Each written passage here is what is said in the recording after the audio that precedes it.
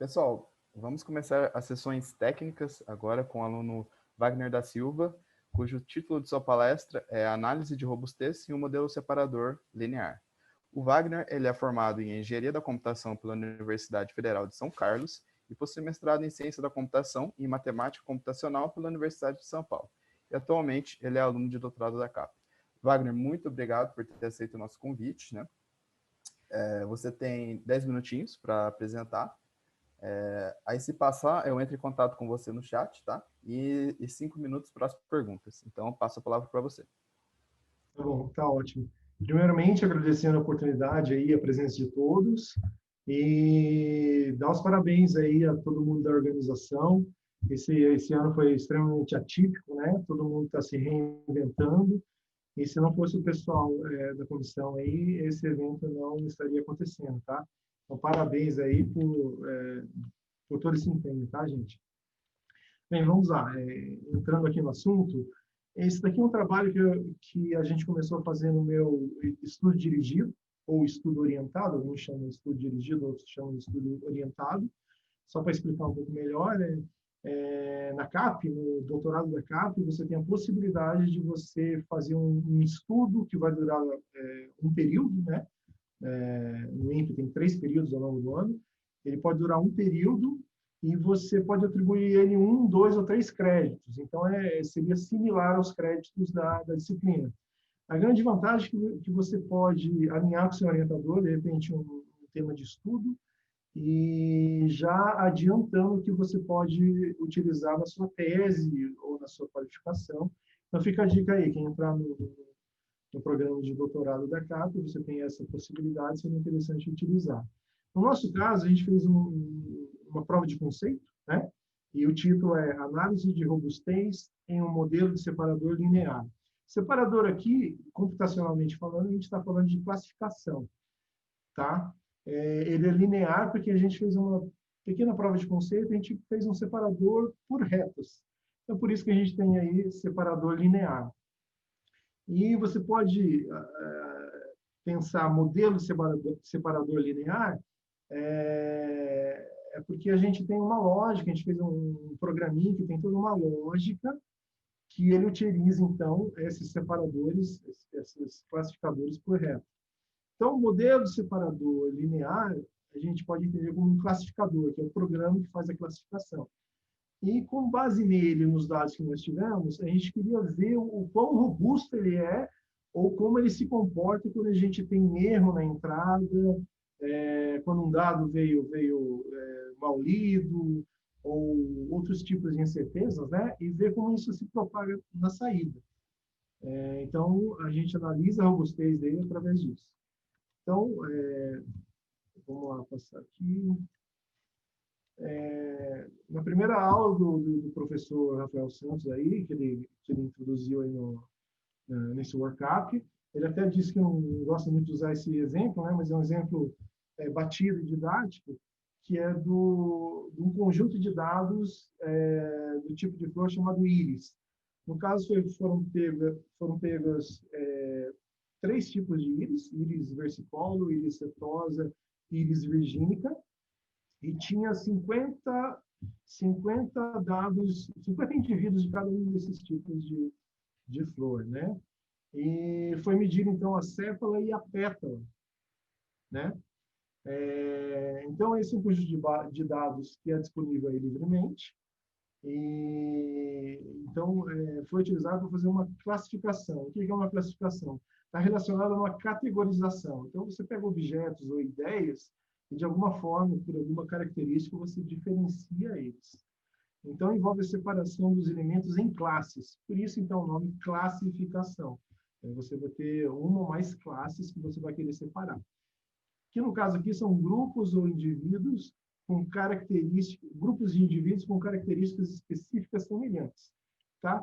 Então, com base nesse conjunto de dados, você colocando aí, no caso aqui está só o comprimento e a largura da sépala, você vê uma disposição aí que você pode fazer uma divisão. A gente tem 3 grupos aí, né?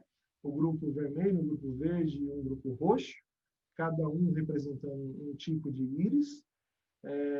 E foi a partir dessa plotagem, você vê que foi traçado curvas para tentar dividir essas classes, ou esses grupos de indivíduos. Por que a gente faz isso? Porque se alguém chegar e falar aqui, ó, agora eu tenho um novo indivíduo, não vou te falar quem que é e você classifica ele.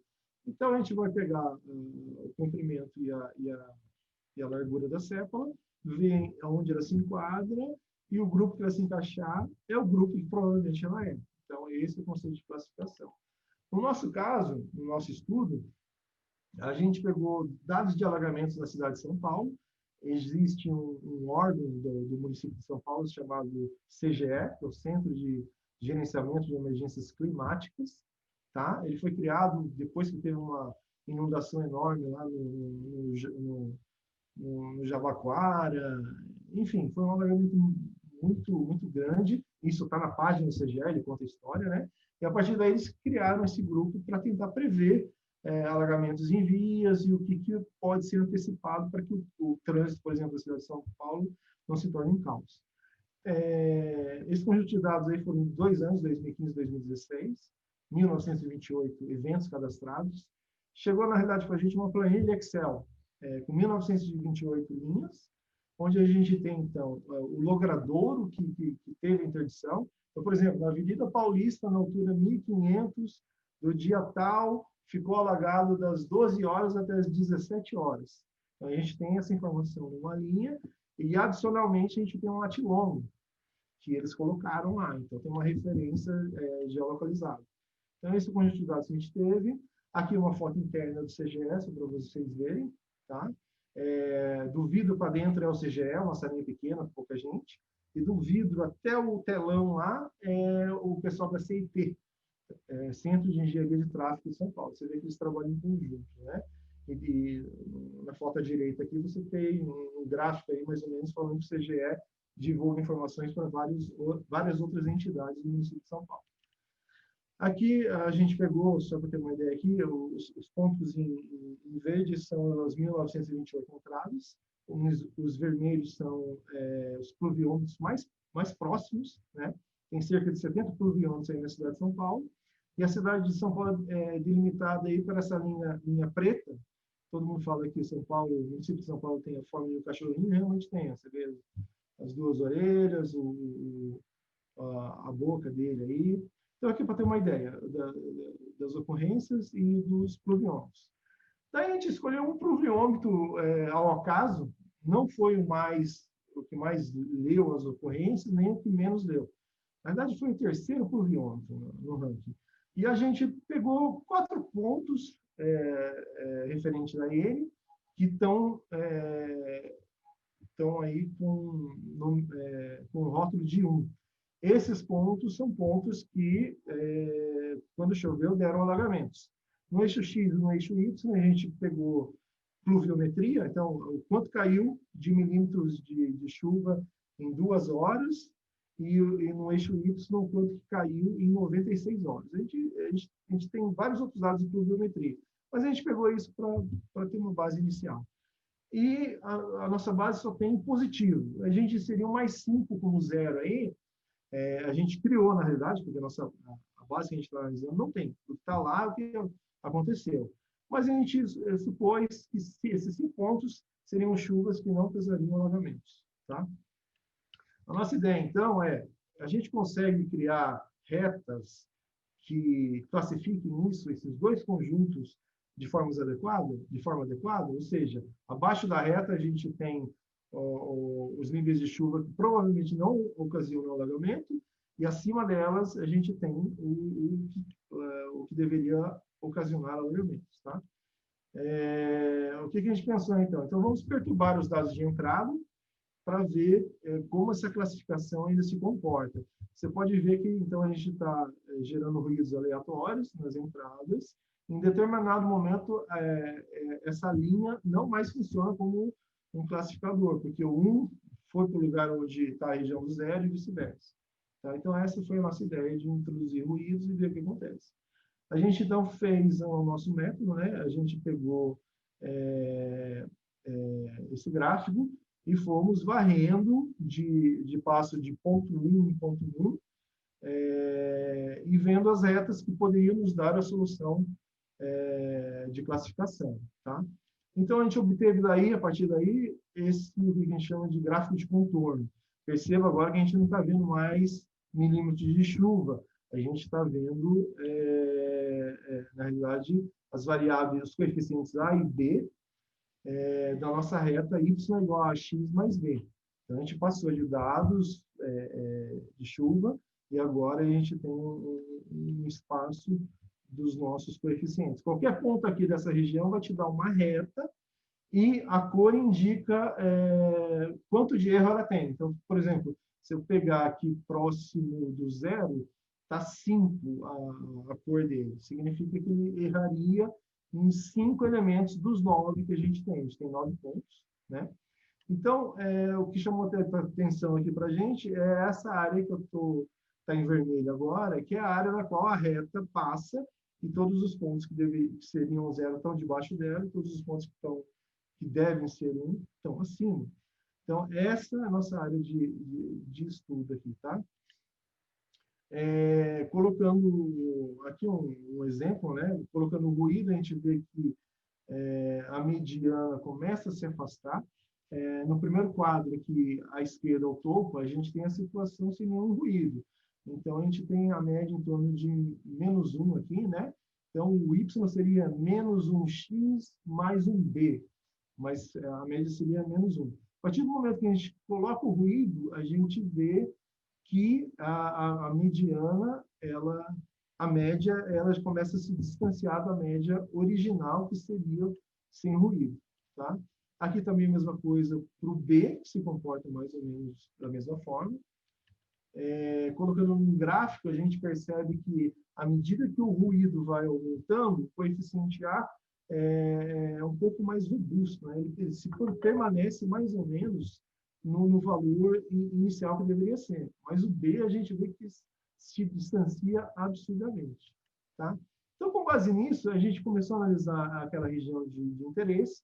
Como eu disse para vocês, a gente fez passos de ponto 1 em ponto 1. Então, aquela área que a gente tem, na realidade, é um conjunto de vários pontos soluções, que você pode ver na figura ao topo à direita, você tem vários pontinhos vermelhos, tá? Esse conjunto de pontos seria a solução para o caso dos 9 pontos sem ruídos.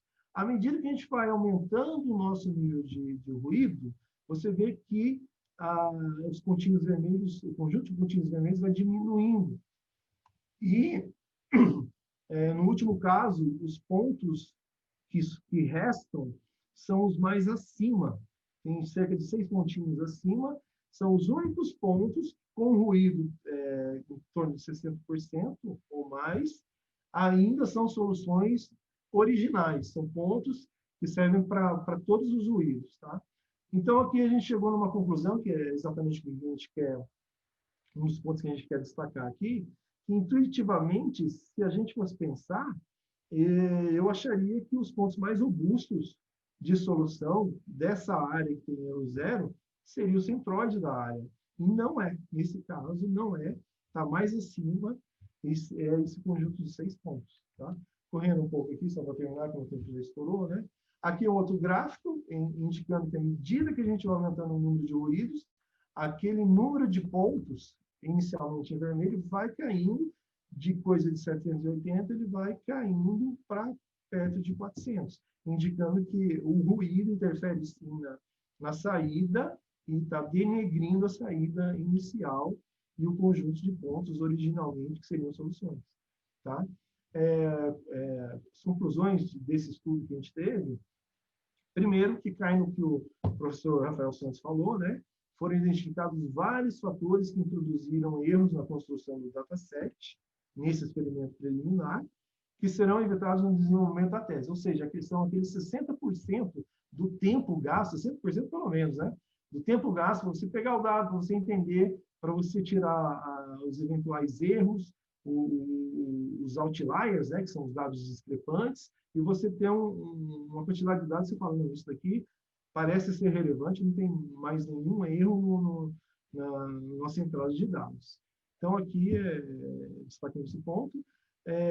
Outro ponto é que os parâmetros a serem utilizados em um algoritmo de classificação não são necessariamente os mais intuitivos. Como eu disse, se eu fosse de cara pegar algum dado, eu pegaria o centroide lá. E esse experimento mostrou que não é o caso. Então, mais uma vez, não deixe de se levar pela sua percepção, a gente tem que testar e verificar a melhor solução. E esse conceito de a gente perturbar os dados de entrada e ver como ele se comporta na saída, isso na literatura a gente encontra como análise de sensibilidade. Então, a gente entende que essa metodologia, a análise de sensibilidade, pode ajudar a entender as incertezas associadas ao modelo, ou seja, o quão incerto ele é mediante a variação das entradas, verificar a sua robustez, para tornar a informação de saída realmente útil em tomadas de decisão. Se procurar um pouco, muita gente fala que tomadas de decisão com auxílio de computador em medicina é extremamente complexo, porque, no final das contas, o que está em risco é a vida do paciente. E nenhum médico vai fazer alguma coisa que uma máquina mandou se não tiver as incertezas medidas e ter uma razão, um nível razoável de credibilidade. Tá? Daqui para frente, a gente vai perguntar da sete Só, maior, de Wagner, só 15 interrompendo um pouquinho, que você já passou dos 15 minutos. Desculpa. Tá bom, terminando aqui. A gente vai pegar um dataset maior, vai utilizar a mesma abordagem e testar algumas coisas novas. Na hora de fazer a aleatoriedade, utilizar a gaussiana, que agora foi linear, e tentar provar, no final, ter algum método para a gente aumentar a robustez desse tipo de classificação. Gente, é isso. Aqui é umas referências, e aqui eu dou uma dica, todos esses conceitos, quem gostar dessa área. A dica é fazer neurocomputação, está aberto agora no terceiro período, professor Dr. Marcos Pires que vai estar ministrando, tá? Então é a dica. Beleza. Wagner, muito obrigado pela sua palestra. Você comentou sobre a bolsa, que você ia enviar o link. Manda o Sim, link para gente. mim no Zoom, que eu envio para os alunos. Pode ser? Pode ser, pode ser. É uma bolsa que a gente está vencendo nessa semana. A gente não gostaria de perder, o governo está difícil de renovar esse tipo de bolsa, né? Então, quem tiver interesse, eu vou passar aqui para o Fábio, o Felipe, o Felipe vai colocar aqui no chat e responda um pouco antes, tá? Por favor. Beleza. Então tá bom. Então é isso. Wagner, de novo, muito obrigado. E a gente vai seguir aqui